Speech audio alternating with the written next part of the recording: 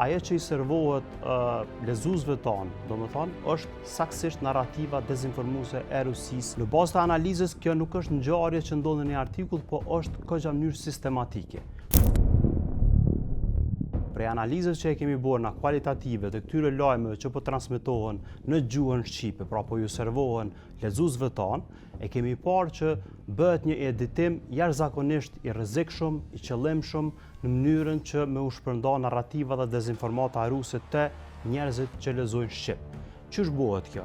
Për shembull, nëse ka ndodhur një ngjarje ose u bën një deklaratë nga ana e Kremlinit për luftën në Ukrainë, për pretendimet e tyre ndaj evropianëve, atëherë mediat në Kosovë janë duke e marrë prej mediave ndërkombëtare, për shembull Reuters ose Guardian.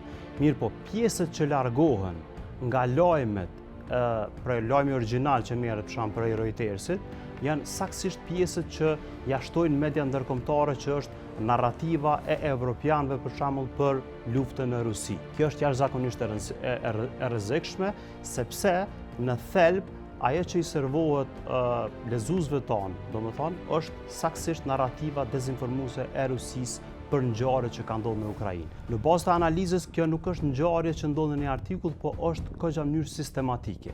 Pra, sa herë që ka lajme të rëndësishme, gjithmonë disa prej mediave manipulojnë në këtë mënyrë. Pra, duke u thirrur në lajme që janë të burime ndërkombëtare, për shkak se na e dim që qytetarët i besojnë Reutersit, i besojnë BBC-s, në ndërkohë që na servojnë narrativën ruse.